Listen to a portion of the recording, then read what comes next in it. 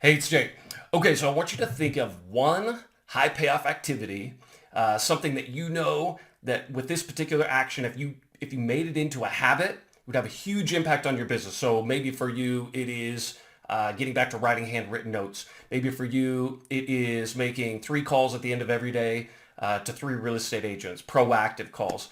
Maybe it is spending an hour a week on your past client database. Okay, so I want you to think of what that high payoff activity would be, and you know for a fact, like if you really, really put a lot of energy into it, make a huge difference in your business. Okay, you got that in your mind? All right, in a second, we're going to talk about how to build a habit around that so you can add that activity to something that you are going to be doing either every single day, every single week, or every month, depending on what that duration needs to be for you. Okay?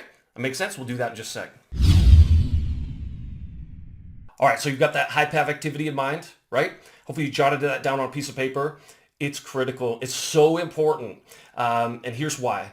The difference between a top performer in mortgage or real estate and an average performer, okay? Well, let me tell you what it's not. The difference between the two is not some secret strategy. It's not funnels. It's not pay-per-click. It's not Google AdWords. It's not something that you or I've never heard of before.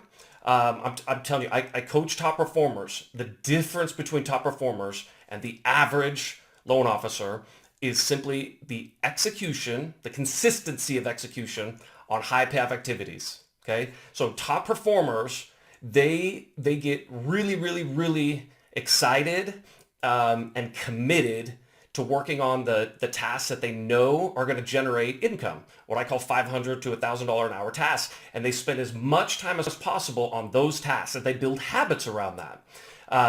And those habits are based on activities that you do already, right? Like if let's say you wanted to build a habit around writing handwritten notes, and maybe for you, you're kind of on again, off again. You do it for a week, you do it for 3 or 4 borrowers, but then you forget. You do it for, a referral partner, but then you don't do it ever again, right? Like it's the same activity, but it's just done over and over and over, just hyper committed to the execution of that strategy. And you want to do that. I want to do that. And so we all have habits. They just don't always stick. And so that's the one little key I want to give you today. Now this comes out of a book called Atomic Habits. The author's name is James Clear. And this book is so practical, breaks down a lot of the psychology, how habits are built, why they aren't built, and but some really practical pieces too that just can make building a new habit really easy. And so I want to share one of those with you today. He calls it habit stacking. Habit stacking. And so the premise of that is you take something that you do habitually already. For you, maybe it is you go to lunch every single day at 11:45 and you always come back at 1 o'clock, let's say. Okay. So you could stack that particular habit. You always leave the office at such and such a time. You stack that with the habit that you're trying to build. Since you go to lunch every single day, maybe you put the activity of, I'm not leaving for lunch until I make 2 proactive phone calls to people in my past client database. Okay. And once those 2 calls are made, then I get up and I go and I head out to lunch. My son was actually working on, independent of me, he built this habit on his own. He didn't read the book, but he was challenged actually by his boss this summer at an internship. Every time either one of those guys get up to go to the restroom, it's up 25 push-ups, then go to the restroom, right?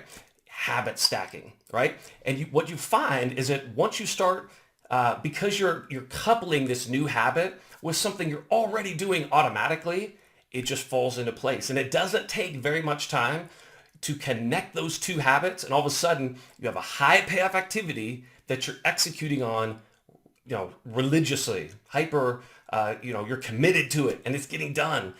That's what pays dividends, I'm telling you.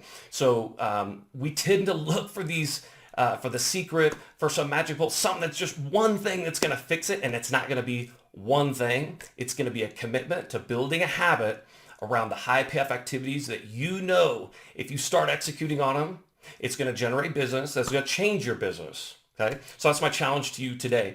All right, so hey, if you enjoyed this video, you might like this too. There'll be a link below if you'd like to get on my calendar and talk about habits, talk about your business, and maybe talk about what it might look like to work together.